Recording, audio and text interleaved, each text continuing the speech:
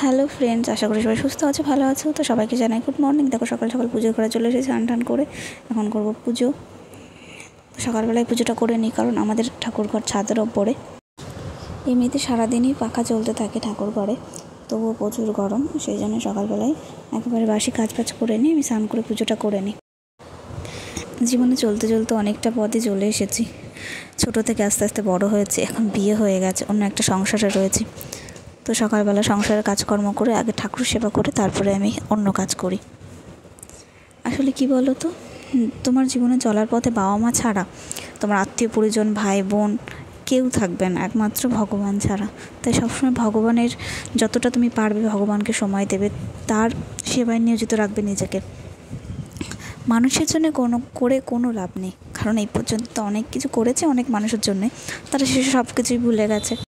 সবসময় ঠাকুর ঘরে বসে না আমি এটুকুই বলি যে আমাকে যতটা দিয়েছে তুমি তাকে দ্বিগুণ ফিরিয়ে দিও। যদি কেউ ভালোবাসা দিয়ে থাকে তাহলে তুমি তাকে ভালোবাসা দিও, আর যদি কেউ আমার নিন্দা, কুচ্ছা, অপমান এইসব দিয়ে থাকে তুমি তাকে দ্বিগুণ ফিরিয়ে দিও।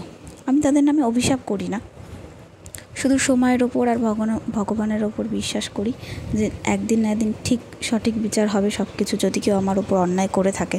আর যদি অন্যায় করে না থাকে তাহলে তো তার অবশ্যই ভালো থাকবে। বেশি কথা বলবো না, অনেক কিছুই বলে ফেললাম। তো পুজো করতে করতে ঠাকুরকে অনেক কিছুই বলি, অনেক কষ্টের কথা বলি।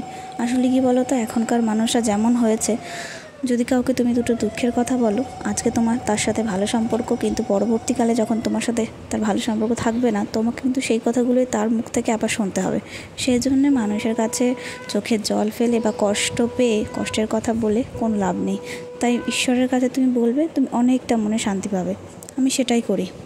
তো দেখো আমার পুজো হয়ে গেছে, আর বেশি কথা বলবো না। সবাই সুস্থ থেকো, ভালো থেকো।